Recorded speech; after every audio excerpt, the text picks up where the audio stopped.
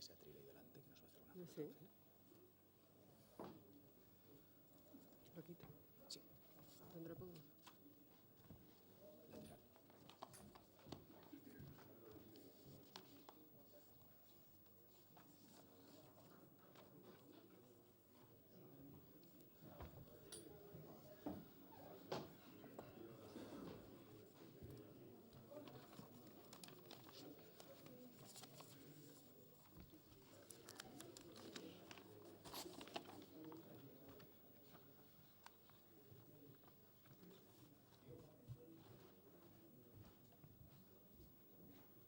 No sé de quién es esto. Igual es Emilio. ¿Qué lejos está ahí? Diles que entren. ¿Eh? ¿O no van a ¿Les entrar entro? todavía? Sí.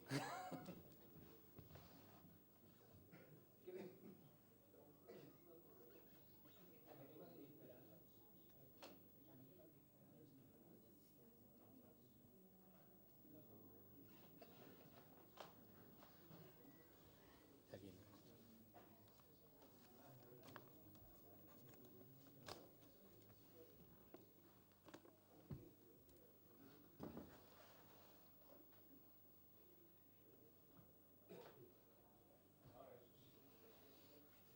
Es que están muy tranquilos. Pero diles que entren. Estamos esperando a los artistas.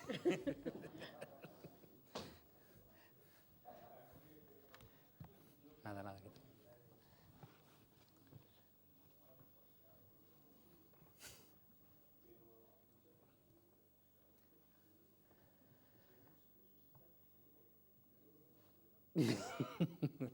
Vamos a hacer una foto del público. Segundo aviso, ¿no? Como los toros, ¿no? Vamos a hacer una foto del público.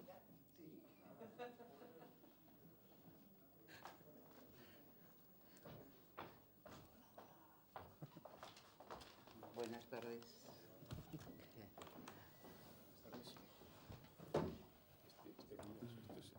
El ruido. ¿Tu cabe? Buenas tardes, yo soy Pedro Villora, como pone aquí, o sea, es muy fácil presentarnos a todos porque viene el nombre, casi no hace falta decir nada más, aunque siempre es un placer poder decir en voz alta el nombre de Juan García Larrondo, el señor que está al fondo y que además suele estar al fondo también en su vida cotidiana, porque en lugar de haberse venido al centro, a la capital, como hemos hecho todos los provincianos, él se queda allá en su lejana Cádiz, y aunque a veces dice que ha perdido parte de su carrera por no haberse atrevido a dar el salto que hemos hecho los demás, la verdad es que para muchos de nosotros es un ejemplo absolutamente envidiable de cómo alguien puede mantenerse apegado a sus raíces, hacer de sus raíces el grueso de su trabajo y seguir escribiendo, creando y además en tiempos como estos, comentábamos antes, en la globalización en el que no es necesario estar donde la acción ocurre para que uno forme parte de la acción, él demuestra que desde la periferia se vive mejor, se trabaja mejor y se es muchísimo más feliz. Es Juan García Larrondo. A su lado está Emilio Gutiérrez Cava y entre Emilio y yo está Paca Gabaldón. Emilio y Paca son tal vez los dos artistas más afines, más próximos y más determinantes para la obra de Juan García Larrondo, porque no en vano son los protagonistas de su primer estreno teatral. Y los que hemos tenido la suerte de estrenar alguna vez sabemos que no hay nada como la primera vez. Y cuando la primera es con dos actores tan absolutamente maravillosos, pues es otra razón para que te sigamos envidiando, Juan. No, disculpa, no digas nada. Y a mi derecha está Desiré Ortega Cerpa, que posiblemente es la persona que más sabe sobre Juan García Larrondo. Tiene la suerte de conocerlo desde hace un tiempo inmemorial, desde que ella era una niña. Está y tantos. 30 y tantos. Está y tantos. O sea, absolutamente una niña. Prácticamente no habías nacido como Isla, como el personaje del primer texto que viene aquí. No habías nacido y ya conocías a Juan. Y la ventaja es que no solamente lo has conocido en el trato personal, sino sobre todo en el profesional. Y ella es la responsable del prólogo de este libro, que es para el que todos ustedes han venido. Diálogo, Fragmentos y otras levanteras, este libro sobre el que nosotros les vamos a hablar, y ustedes lo van a comprar inmediatamente, porque gracias, sobre todo, al maravilloso prólogo que ha hecho Desiré, pues van a estar desentrañadas todas sus claves y van a estar ardiendo en deseos de ir y comprarlo y ver si eso es absolutamente real. En mi caso, yo no tengo la suerte de Paca y Emilio, no he estrenado jamás una obra de Juan García Larrondo, no la habría podido interpretar porque Dios no me dio ese don, pero la habría podido dirigir y todavía no he tenido la suerte, pero en fin, llegará. Lo que sí he hecho es, hace muchos años, un prólogo para una de sus obras y también he tenido la suerte de escribir alguna crítica y alguna entrevista y sobre todo he tenido la suerte de ser de las personas que pueden llamar a Juan García Larrondo mi hermanito. Es mi hermanito dionisiaco del sur. Es alguien que desde esas lejanías en las que no podemos vernos con la frecuencia que los dos quisiéramos, sin embargo tenemos un afecto enormemente grande, un afecto que en ocasiones llega a la pasión, aunque esté así tan lejos, una pasión, por supuesto, intelectual y emocional, y digo que es dionisíaco porque tiene todo eso que a mí me encantaría tener, y a él le sobra. Él tiene la emoción, él desborda la alegría, él está lleno de deseos, él está siempre metido en un universo imaginario que desborda creatividad y que además lo lleva no solamente a su literatura, sino a su vida, porque él es un escritor que vive y no solamente una persona que escribe. En este libro, sobre el que Desiré les va a hablar mucho mejor que yo, lo que podrán ver es que hay tres partes. Hay una primera parte en la que ha hecho una antología de sus mejores obras breves. Y como aquí he visto que hay especialistas sobre el teatro breve contemporáneo, pues ya os digo, querido Paco Gutiérrez Carbajo, este libro es para ti, porque las 200 primeras páginas son tal vez el libro más asombroso en un momento en el que muchos escribimos de manera que nos parecemos demasiado los unos a los otros y tal vez buscando esta necesidad de estrenar y de estar a la moda, pues hemos perdido, tal vez, lo he perdido yo, desde luego, algunas de las características de los defectos que en realidad son nuestros caracteres. En el caso de Juan, sus defectos son absolutamente virtudes y se manifiestan en todas estas obras breves que abarcan un abanico de casi 20 años y que algunas de ellas son absolutamente inéditas, entonces es un absoluto regalo para sus amantes de su teatro, quiero decir. La segunda parte es una antología de sus obras mayores, y eso lo voy a dejar un poco después. Y la tercera es la parte que a mí más me ha sorprendido. Bueno, debo decir que hay una cuarta, hay un epílogo en el que demuestra que aunque viva en la periferia está absolutamente al día de las tecnologías, porque ha llenado su texto de links y cositas de estas, extraños símbolos y artilugios rarísimos que cuando pones estas cosas que para los que somos de letras puras pues no sabemos lo que es. Yo creí de verdad que esto era algo que había sacado del arco del año pasado, pero no. Resulta que estos son cosas que cuando pones un móvil delante te remiten a un mundo virtual internetico, no sé si se dirá así, donde aparecen multitud de textos suyos, un guión cinematográfico que yo no sabía que también escribías cine además de televisión. No, eres demasiado completo.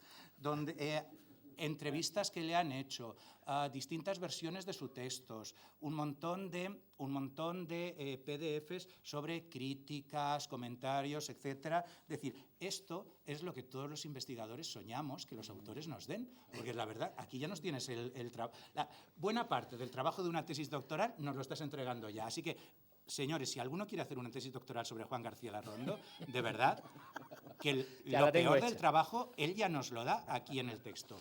Pero como digo, este es el epílogo del que yo no entiendo nada La tercera parte es la que a mí me ha dejado absolutamente sorprendido. Y es que yo sabía, claro, después de tantos años conociéndonos, sabía desde luego que Juan García Larrondo era un poeta, pero lo que no sabía es que era poeta, que no es lo mismo. Es decir, sabía que era un poeta de la vida y un poeta del teatro, sabía que sus obras están caracterizadas por la precisión verbal y por la remisión a un mundo imaginario en el que a través del significante verbal uno es capaz de aludir a múltiples significados que atraviesan toda la historia del arte, de la literatura y del teatro, pero yo no tenía ni idea que además es que era efectivamente poeta.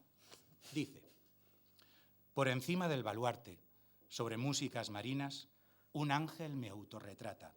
Le observo, nada le inquieta. ¿Seré yo su favorito? A idéntica hora, océano le desnuda día tras día, ocaso lo riela.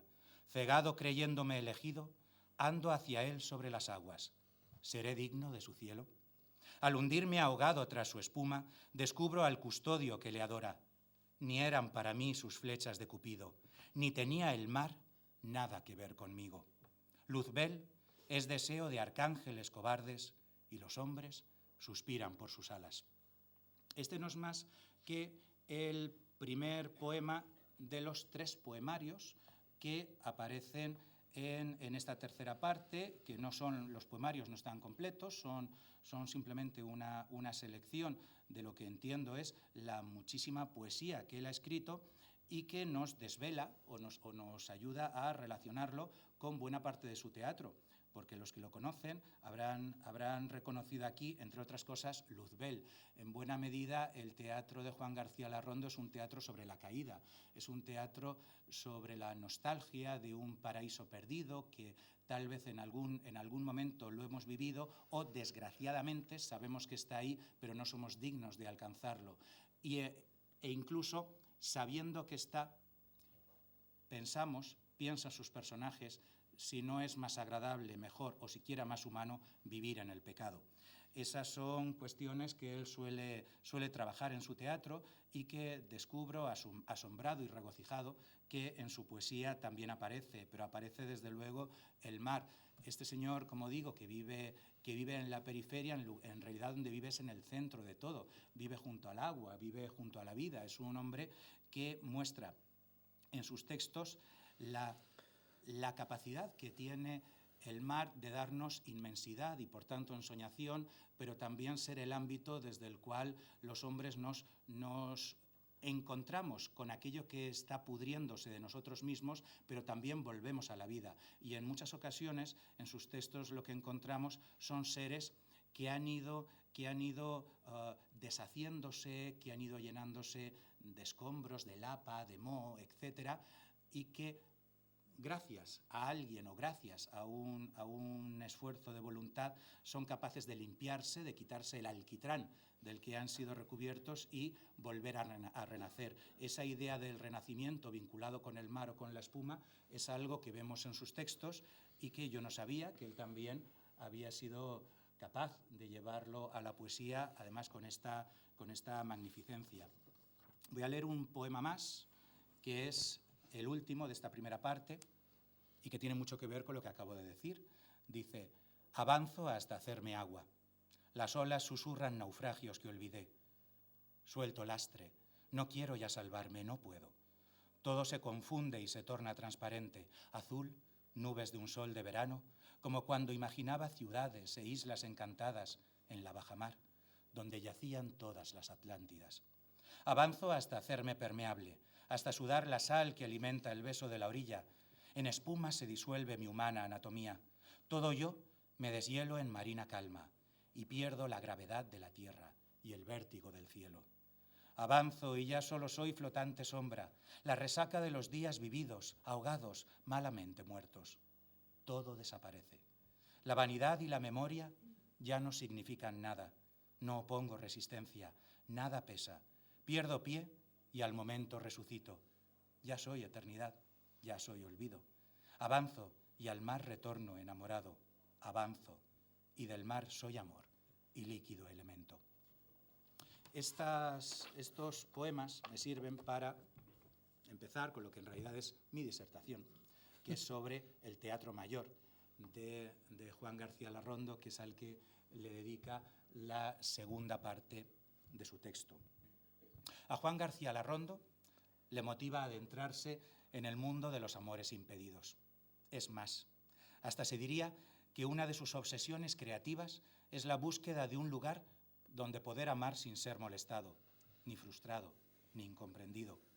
Sus obras son incursiones en ambientes nacidos para el gozo y destinados a la desaparición, o bien retratos de personajes aislados, descentrados, habitantes de los márgenes de lo establecido y, por supuesto, conocedores de territorios del amor a los que jamás se atreverán a asomarse aquellos que les consideran distintos y en el fondo les temen. Un hermoso díptico, inspirado en reyes de antaño, dio a conocer a este autor, entonces jovencísimo.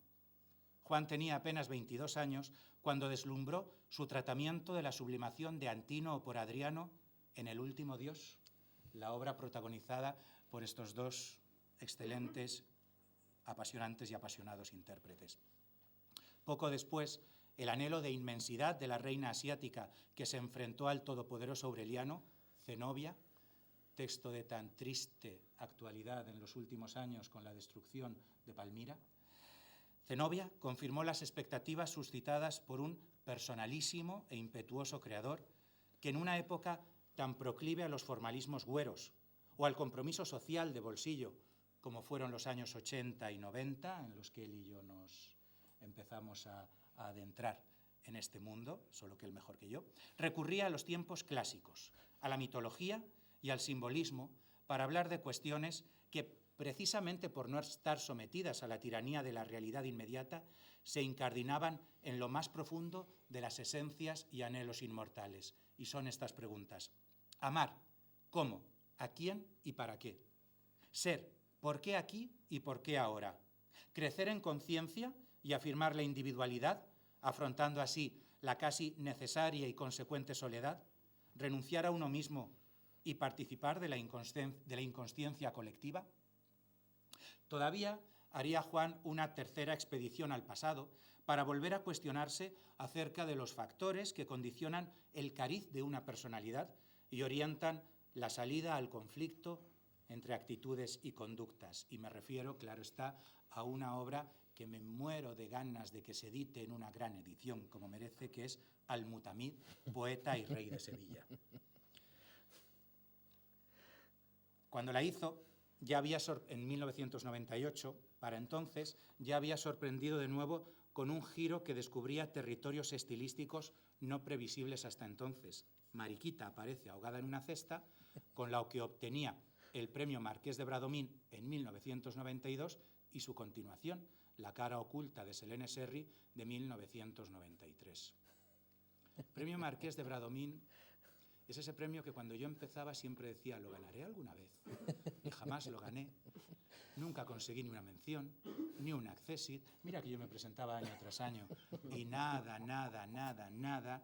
Y decía, ¿pero por qué? ¿Por qué? ¿Por qué? Y sin embargo, un día leí Mariquita aparece ahogada en una cesta y entendí por qué jamás ganaría el premio Marqués de Bradomín, porque a mí no se me podía ocurrir esa obra en la que el sainete y el esperpento y la fantasía y lo grotesco y la comedia y la ternura y un trabajo lingüístico en el que era capaz de mezclar lo más ínfimo, lo más bajo con lo más onírico y lo más elevado, y todo fuese natural y artístico. Eso jamás se me podía ocurrir a mí, y a él sí.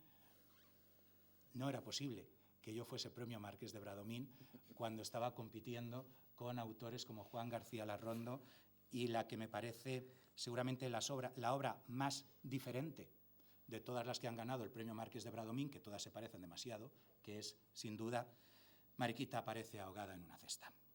Bien, como digo, tanto esta obra como La cara oculta de Selene Serry suponían sendas incursiones en una presunta cotidianidad y con alcance que casi podría considerarse costumbrista, si no fuera porque el contexto propuesto por el autor incluía la presencia de elementos tan poco convencionales como mujeres violadas por marineros árabes y ahogadas en un puerto que reciben de la Virgen la oportunidad de arreglar sus asuntos antes de su desaparición definitiva.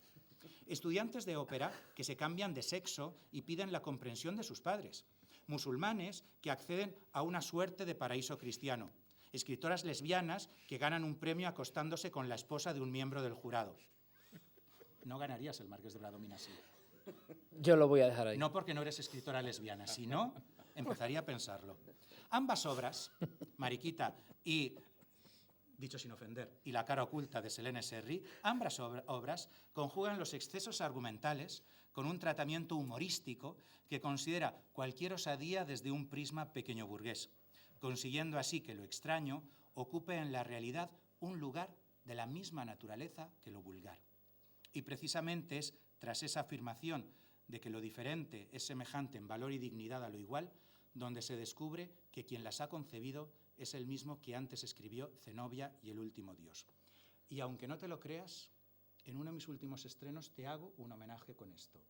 En Insolación, que no has visto todavía, hay un momento en el que los protagonistas, ella le dice a él, es usted extraño, y él le responde a ella, nadie me había dicho extraño, y ella le responde, extraño no es nada malo, es simplemente diferente.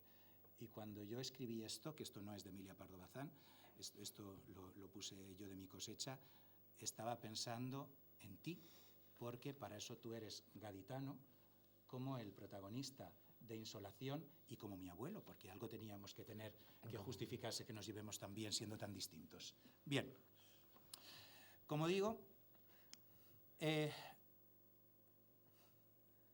este es el autor que entre estas obras que acabo de mencionar había escrito Celeste Flora. Celeste Flora es el diálogo entre una psiquiatra y una asesina de niñas cuyo grado de locura o cordura debe valorar. La posibilidad de que el motivo del crimen sea preservar la inocencia cuando aún no se ha corrompido por la madurez y el crecimiento, tal vez no sea una justificación válida para la sociedad, pero sí puede entenderse como una prueba de amor cuando se cree que el mundo ha perdido la capacidad de albergar y proteger a los distintos, sin abocarlos a la disyuntiva de uniformarse o desaparecer. Celeste Flora, una obra maravillosa, es una obra formalmente muy contenida, lo que no significa que el interesado no pueda descubrir en ella las obsesiones que vertebran toda la producción dramática de Juan García Larrondo, o que el conocedor no encuentre los puntos que delatan la implicación biográfica del autor. Porque Juan ha comentado en ocasiones lo mucho que se proyecta vitalmente en alguna de sus obras y cabe la sospecha de que eso mismo ocurra en todas. Hasta tal punto que en este libro él no para de explicarse a sí mismo.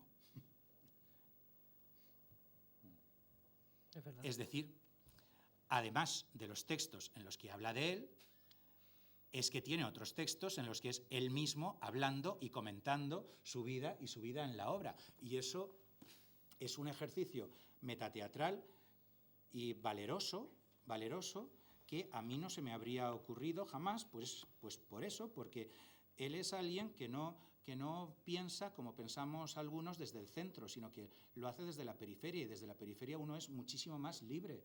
De verdad, Juan, cada vez que me dices que quieres venir, te digo, no, quédate ahí, que ahí, sobre todo porque tienes una casa donde los demás podemos ir a visitarte, y eso en tiempos en el que encontrar un hotel tampoco es tan fácil ni tan barato, es una cosa que hay que agradecer. Los diálogos, la parte de las obras breves se abre con un diálogo en mi menor y se cierra con un diálogo en mi mayor. Y el mi menor y el mi mayor es él contando todas estas cosas que algunos las podemos decir en tono de broma, que él mismo las dice también en tono de broma, pero que como las personas absolutamente inteligentes, sublimemente inteligentes como él, son capaces de utilizar la broma y el humor para decirnos cosas enormemente serias. Y lo que él nos está hablando en estos textos de mi menor y mi mayor y en el resto de sus obras es de una extrema soledad acompañada y de un deseo de inmensidad que solamente su mar gaditano o mi estepa manchega son capaces de darnos aquellos que hemos crecido con la línea del horizonte perfectamente bien marcada. Esta biografía suya aparece desde luego en la opresión y persecución a que se ve sometido el protagonista de Agosto en Buenos Aires por parte de los fantasmas del pasado. Ahí están sus propios miedos, no solo el desengaño amoroso, sino más aún la rebeldía contra la estructura canónica de los afectos, que te digan cómo tienes que amar, que te pongan un nombre a lo que eres, a lo que quieres, que te adjetiven. Es terrible cuando en muchos de estos textos lo que vemos es la aspiración por un mundo directamente andrógino, asexual o al revés pansexual, en el que no sea necesario poner ningún tipo de adjetivo porque simplemente seamos seres deseosos de amar y destinados a ser amados.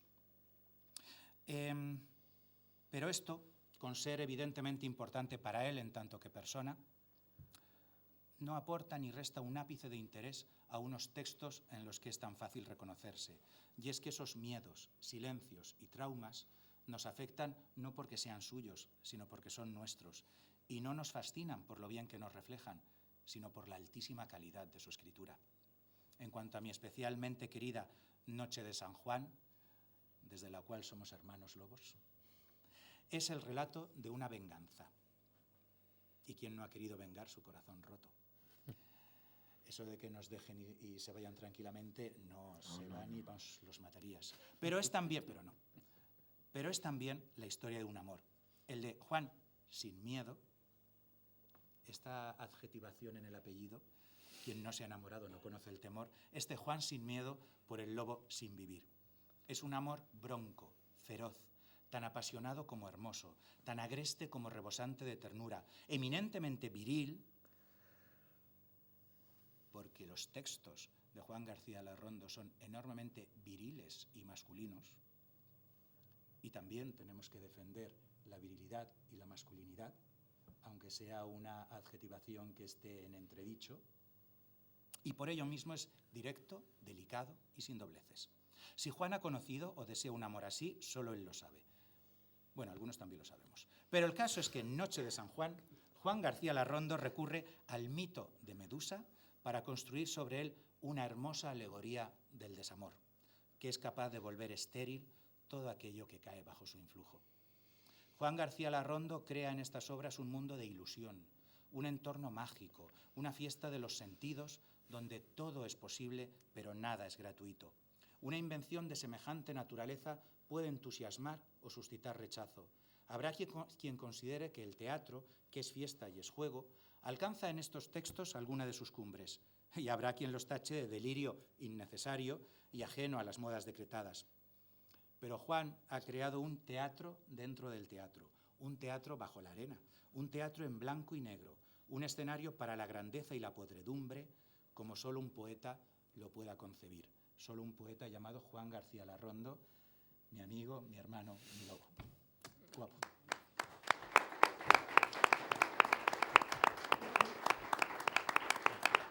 Y sin más, Desiré.